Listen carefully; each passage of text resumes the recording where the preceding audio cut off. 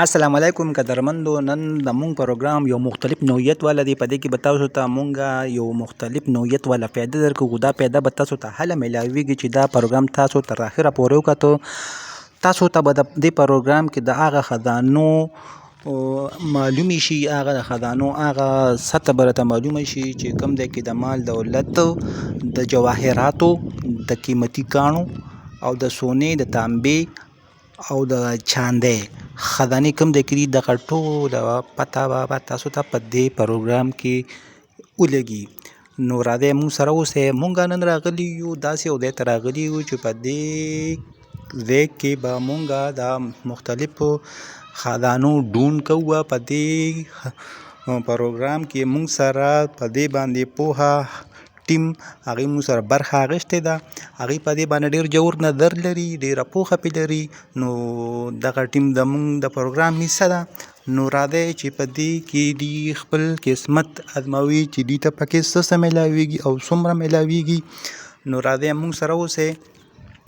قدرمندو، دا څنګه چې د نبي سلام حدیث دی، حدیثو کې په ډېر ګڼ شمېر تعداد سره دا راغلي دي چې مال دولت، جواهرات، قیمتي کاڼي، سونا، تانبه، چاندي، څومره چې قیمتي نوادرات دي، څومره چې قیمتي څیزونه دي، دا به ټول غرونو ته لاړ شي.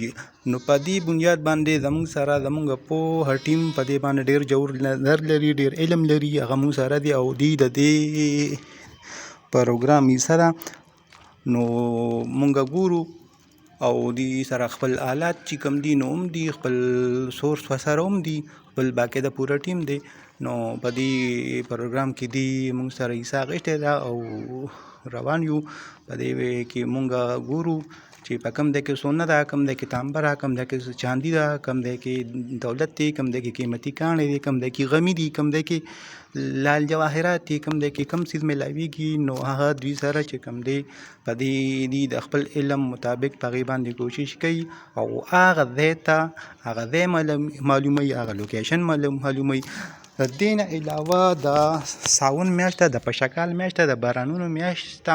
په دې بارانونو کې د دې نه علاوه د هغه خلکو دپاره هم اپارچونټي شته دي، هغه خلکو دپاره هم دغه شته چې چا سره سورس نه وي او ډېره پوهه هم نه لري، خو بیا هم هغوی ته ډېر څه میلاویدی شي چې د دې غرونو ټاکلو کې او دې ځای ته ټاکلو کې د دې ځای ته ځان راورسوي. او دې ځای کې هغوی ګرځي، د بارانونو ډېر څه قیمتي کاڼي، جواهرات په ډېر غټ کثرت سره چې کوم دی د ځمکې نه راایستي او هغه پراته یا بس هغې پسې صرف تلل غواړي، کوشش غواړي، کتل غواړي، ډرون غواړي او سرچ چنګ غواړي، هغه لټول غواړي، هغې پسې ټایم اوښکل غواړي، هغې پسې تلل غواړي. نو دا ټولې خبرې چې کوم دی نو دې له ورکول پکار وي. نو ډېرو خلکو ته چې میلاو شوي هم دي، دا چا پکې سونا، چا تانبې، چا غمي، چا قیمتي کاڼي. دلته څه کسان داسې دي چې هغوی په موټرو کې راغلي دي، خو چونکې څه داسې دي چې هغوی په موټر سایکل هم راغلي دي، خو ډېر کسان پکې داسې دي چې هغوی پیاده هم دې غر ته راختلي دي او د خپل قسمت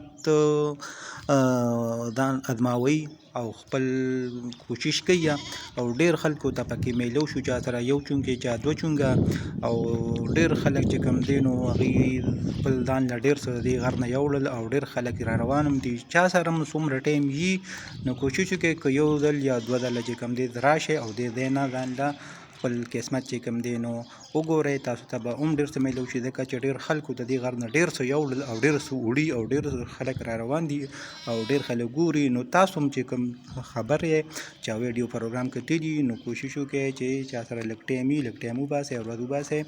او د دې طرف ته چې کوم دی دې غر کې د خزانو خلو کولو شوي دي ډېر ورځو کې. نو تاسو کوشش وکړئ چې دې طرف ته ټایم مه ضایع کوئ او پورې د دې طرف روح وکړئ او خپل قسمت چې کوم دی نو هغه ازمو وکړئ.